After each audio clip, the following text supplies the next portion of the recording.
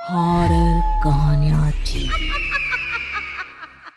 कंचन rudali part 1। माथे पर काले रंग की बिंदी लगाए, काले जोड़े में अपने पल्लू से अपने मुंह को धत्ती फुफकार कर कर रोती चीखती औरतें छाती पीट पीट कर अपना शोक व्यक्त करती एक लाश को घेरे रो रही थी।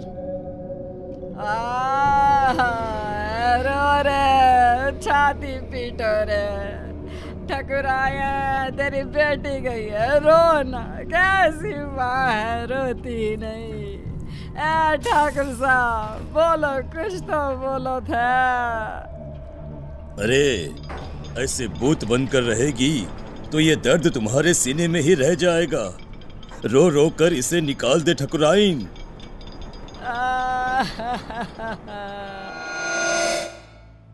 राजस्थान में ये प्रथा सदियों से चली आ रही है। किसी भी राजा या जमींदार के घर किसी की मौत पर रुदाली को शोक मनाने बुलाया जाता था, जो 12 दिनों तक चला करता था। ये किस्सा शुरू होता है राजस्थान के एक गांव बिलासपुर के जमींदार प्रेमनाथ के घर से। ठाकुर साहब के घर किसी चीज की कोई कमी नहीं थी। नौकर चाकर सारी खुशियां, बस था नहीं तो एक बच्चा जो उन्हें पिता कहे। प्रेमनाथ अपने बगीचे में बैठे उदास चेहरा लिए सोचते हैं, कब मेरे आंगन में नन्ही सी जान खेलेगी, कब? अरे इतनी संपत्ति किस काम की है? भगवान पर भरोसा रखिए साहब, वो सबका ख्याल रखता है। कल ही मेरी लुगाई को सपना आया था कि ठकुराइन एक बच्ची के साथ खेल रही हैं। क्या सच में? तो वो श्राप जो हमारे वंश को लगा था। अरे अरे अरे, कितने समय बीत गए ठाकुर साहब, अब काहे का श्राप? कितने दिन ही छिपा करता है, हैं? अब तो आप खुशियां मनाइए। माली की बात सच निकली और ठकुराइन गर्भ से रही और 1 साल में ही उन्होंने एक नन्ही सी जान को जन्म दिया, जिसका नाम निशा रखा गया। निशा यानी अंधेरा, घोर अंधेरा। और निशा की पसंद भी कुछ ऐसी ही थी। बचपन से उसे काली चीजें संजोने का बड़ा शौक था। हे भगवान, ये काली गुड़िया कहां से ले आई? फेंक इसे निशा, डर नहीं लगता तुझे? गुड़िया पूरी तरह काले कपड़े में रुई डालकर बनाई गई थी। गले में लाल रंग के धागे में एक ताबीज, मानो किसी तंत्र मंत्र के लिए इस्तेमाल में लाया जाता हो। ठकुराइन घबरा जाती है और उस गुड़िया को निशा के हाथ से लेकर नीचे फेंक देती है। तुम्हें कुछ हो जाता तो बेटा? नहीं माँ, मुझे क्या होता? ये डॉल तो मेरी फेवरेट बनेगी। मुझे काला रंग कितना पसंद है, आप जानते हो ना माँ। ऐसी ही कुछ अजीब हरकतें करती निशा बड़ी हुई और आज 18 साल की होने वाली थी। एक दिन बाद ही उसका बर्थडे था। अपने जन्मदिन और मौत के एक दिन पहले वो रात को कहीं से बड़ी देर से लौटी और आते ही अपने कमरे में चली गई। और उस रात की सुबह फिर हुई ही नहीं। आज आसमान कितना अलग सा है ना, कितना घोर अंधेरा है। तुम्हें अंधेरे से कैसा प्यार है लाडो?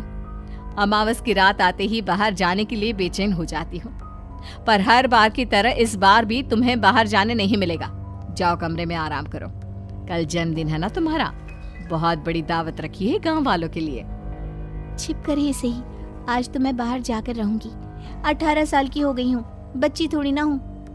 मेरा बर्थडे तो बाहर ही सेलिब्रेट होगा।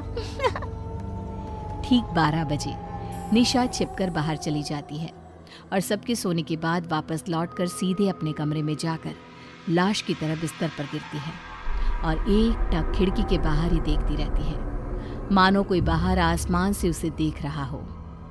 रात के 3 बजे। ओ अंकल, जल्दी चलो ना। निशा के आगे लाइन में लगा हुआ आदमी अपने हाथ को शरीर से अलग कर निशा के हाथ में देता हुआ कहता है, अरे परेशान कर दिया है, अब आगे वाला बढ़ता नहीं तो कैसे बढ़ूं मैं? इस हाथ से उसे नीचे जलते आग में धक्का दे दो। ये सब क्या है? गुनु काका, आप तो पौधों को पानी देते हो ना, आप यहाँ, और हम सब कहाँ जा रहे हैं? और आपके हाथ कैसे कटे? यहाँ कोई किसी का मालिक नहीं और कोई किसी का नौकर नहीं छोटी मालकिन। मौत के बाद तो सब बराबर है, सब। काश अपनी बेटी से जीते ही मिल पाते हम। कोई नहीं, तुम मेरे पास आ गई। खैर, देखो हम मर चुके हैं। कल रात ही तुमने भी दुनिया को अलविदा कह दिया। अब तक तो तुम्हारे शरीर को जलाने की तैयारी भी शुरू हो गई होगी। रात को तो मैं घर पर अपने बिस्तर पर लेटी हुई थी। फिर क्या हुआ? काका, ये सब क्या है? मैं सपना देख रही हूँ ना, मुझे वापस जाना है। निशा चारों तरफ देखती है। चारों ओर भूत पिशाच तड़प रहे थे।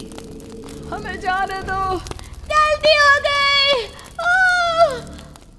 काका, मुझे बहुत डर लग रहा है काका। कुछ आत्माएं स्वर्ग और नर्क के बीच में फंसी रह जाती है। ये वही दुनिया है, प्रेत लोग। अब पता नहीं कब तक यहाँ रहना होगा। काका, मुझे बचा लो प्लीज।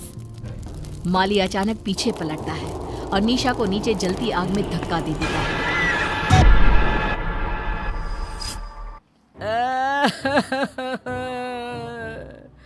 अरे लाश के अंगूठे में धागा तो बांधो। सबके इंतजार में तुम लोगों ने शाम कर दी। अरे अब रात को लाश को जलाया भी नहीं जाता। पास बैठी एक औरत निशा की लाश के पास जाती है और अंगूठे में धागा बांधने के लिए एक रेशम का धागा तोड़ती ही है कि लाश हवा में उड़ जाती है। सभी लोग इधर उधर भागने लगते हैं। चारों तरफ अफरा तफरी मच जाती है। ऐसा तो तभी होता है जब लोग से कोई आत्मा वापस आ जाती है। छोटी मालकिन के साथ कोई साया था। इसका शरीर जला दो वरना यह सबको खा जाएगी। न जाने क्या लेकर लौटी है। कंचन रुदाली निशा की लाश को पकड़कर उसके सीने में एक पत्थर रखकर उसके कान में कुछ बोलती है। क्रियाकर्म की कोई रस्म किए बिना ही सभी निशा की लाश को जला देते हैं। चली गई मेरी बिटिया। अब तो मेरी गुड़िया मेरे पास ही रहेगी। आखिर क्यों प्रेमनाथ के मालिक ने प्रेत लोक से निशा को बचाया?